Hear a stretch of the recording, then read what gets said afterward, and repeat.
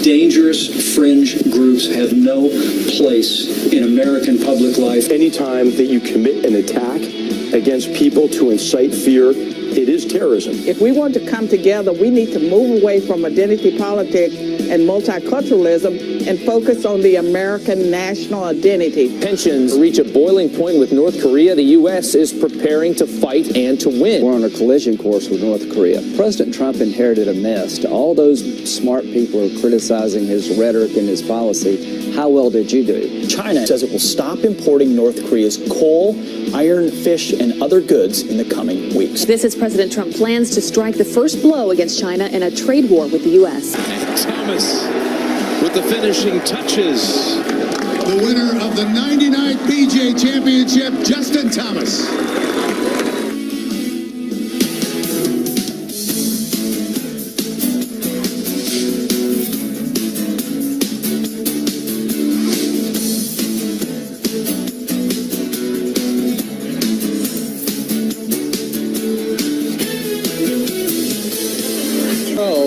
Is celebrating a birthday today. I think Let's that's see true. If Which one? There he is. Brian Michael Tully, that man right there. Happy birthday, Tully. Birthday.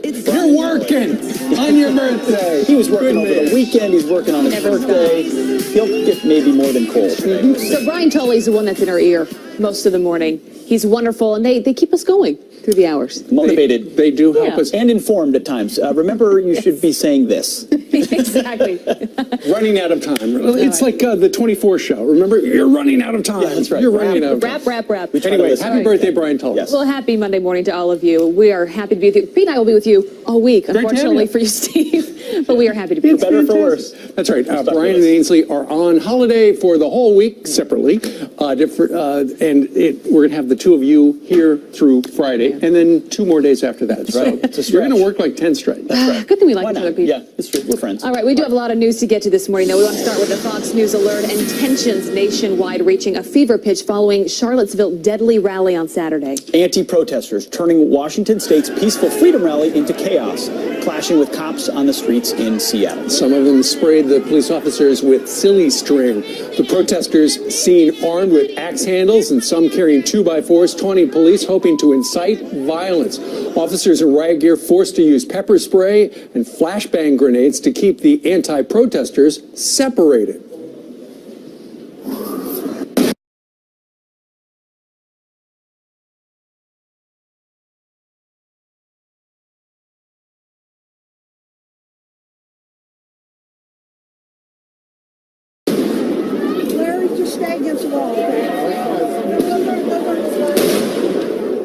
Three people were arrested for obstruction and assault. Luckily, no one was hurt. Continue.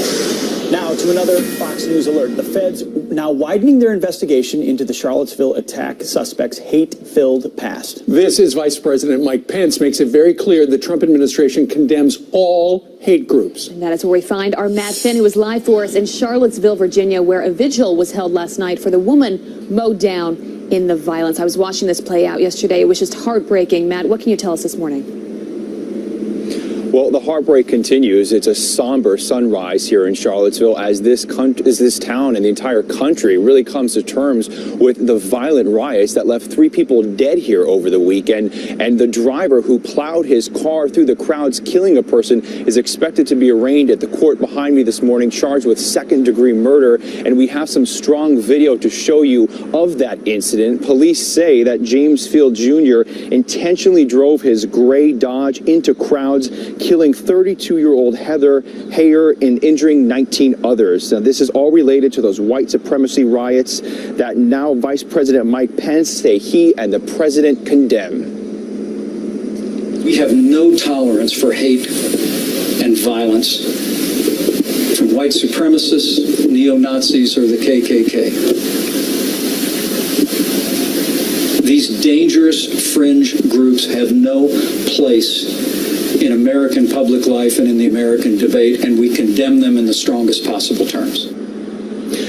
There was a vigil held here last night and in other cities across the U.S. in remembrance of 32-year-old Heather Heyer. And also 2 Virginia state troopers were killed when their chopper went down this weekend. They were assisting law enforcement. They're identified as Lieutenant H.J. Cullen and Trooper Pilot Burke Bates. Now, it's not clear if that driver will appear in person or in video in the court behind me. He could potentially be charged with domestic terrorism, and federal investigators are also looking into the possibility that he might have had some type of assistance when he drove his car into the crowds this weekend. Back to you in New York.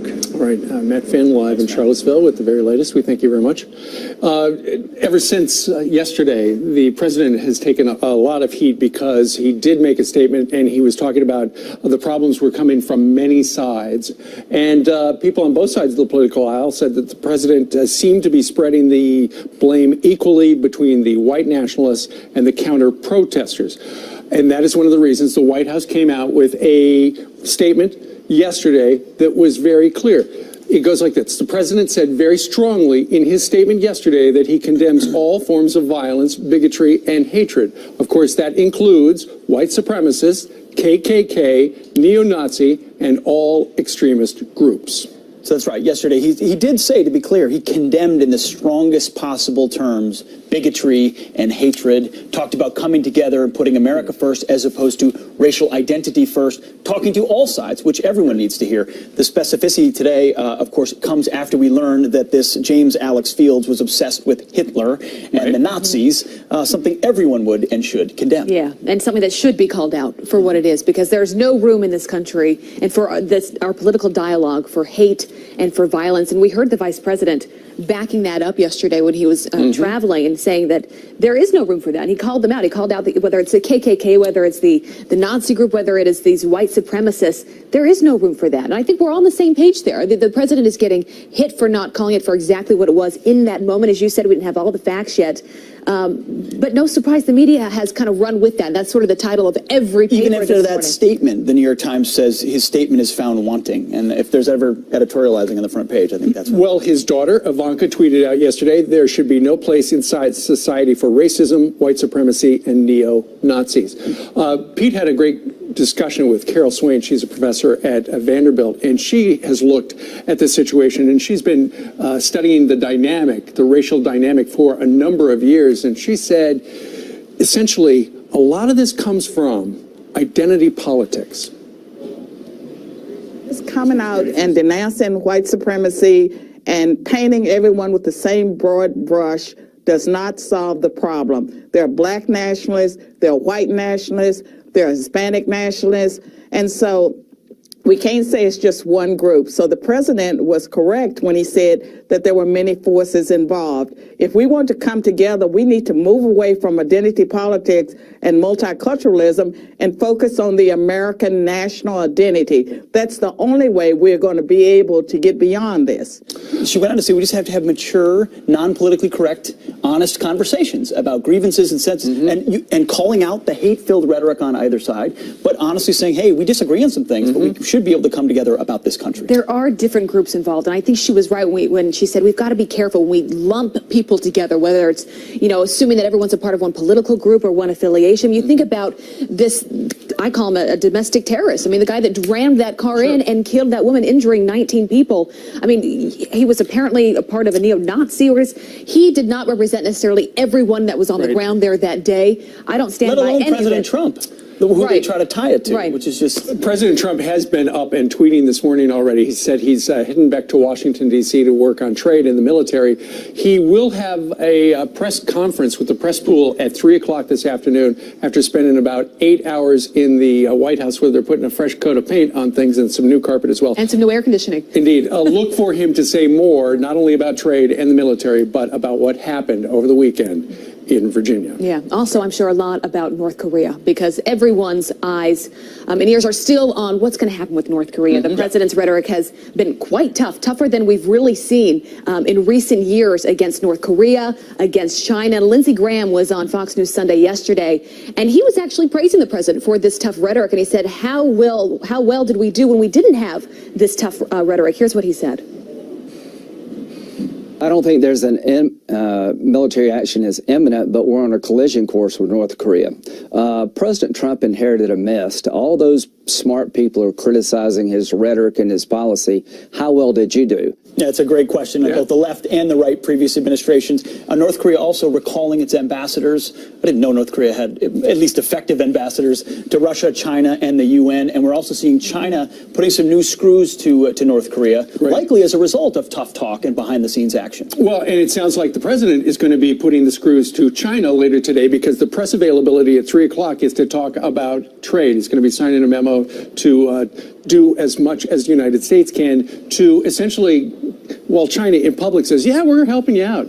Well, now, going to get a little slap on the wrist. Well, he tried the Mr. Nice Guy approach. He tried the carrot and said, hey, if we want to avoid this trade stuff, help us out with North Korea. Well, they didn't. Now they might, but he's still saying, hey, we're going to double down and force you to do that because your interests don't align with ours nicely. Well, they better, or think less carrot today, more stick. You know, it's so interesting because we hear from many in the media and in politics, many on the left, saying that his rhetoric is too tough, that this is inciting violence.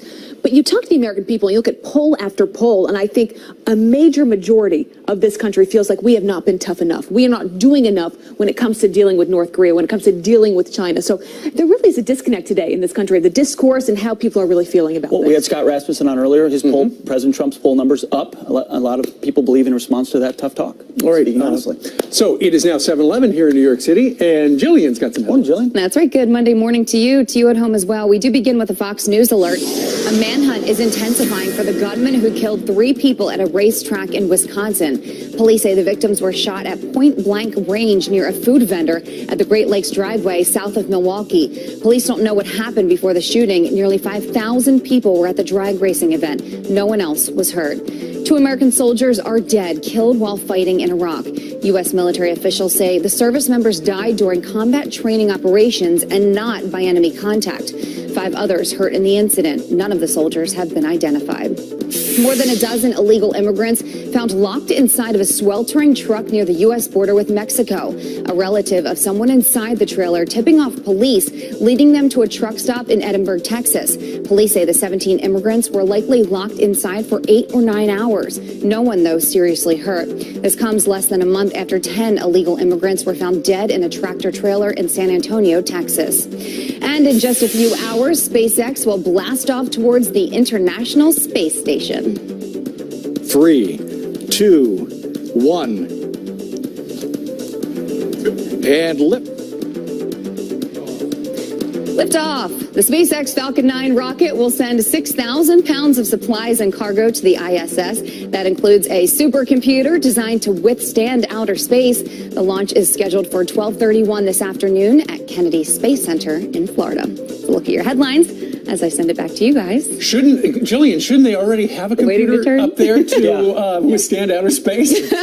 You would think. But this one is really going to withstand outer space. Thank you very much. Thanks.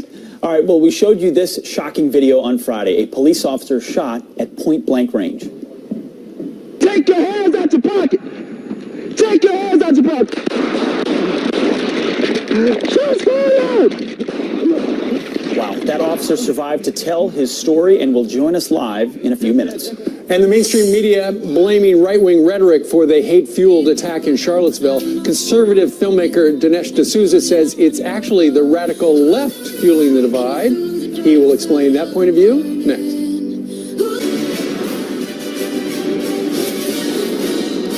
Mainstream media quick to blame right-wing rhetoric for Saturday's hate-fueled attacks in the state of Virginia. But our next guest claims it's the racial politics on the left actually fueling this divide. Here to weigh in, author of New York Times bestseller, The Big Lie, Dinesh D'Souza. Dinesh, good to have you with us. Good to be here. So you say there's something else going on here. Walk us through this. Well, the media is drawing the lesson from Charlottesville that Trump's hateful rhetoric, his racist rhetoric, is partly responsible for this. And Trump is accused of being like Hitler, making a kind of a racist attack on immigrants. Now, the key point is that for Trump, the distinction is between legal immigrants and illegals. And this is not a racial distinction at all. Remember, the vast majority of legal immigrants to America today are non-white. They come from Asia, they come from Africa, from South America. Trump has never said, not even implied, that he wants to see legal immigration be more white. He wants to see more people, for example, come from England and Australia, and fewer people come, so let's say, for example, from India. Trump has never said that.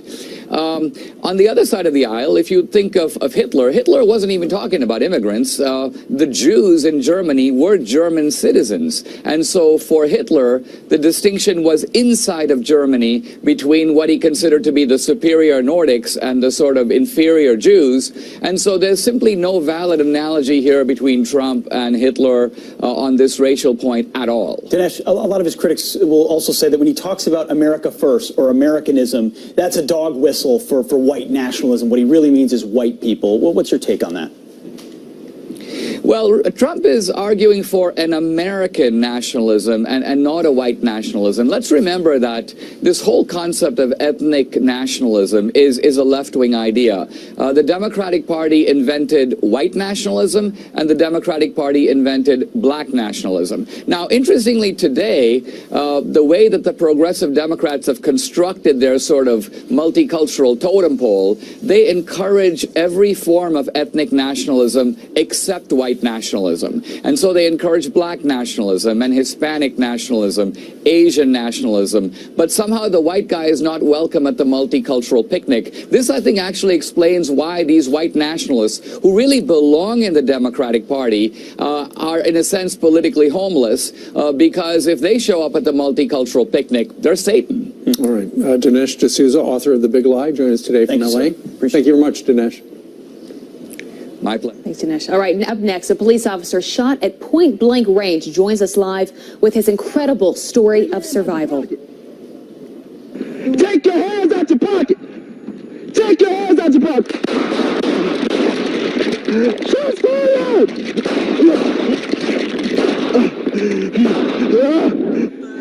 Dispatch, Echo 7, I'm hit. I'm hit in my neck someplace.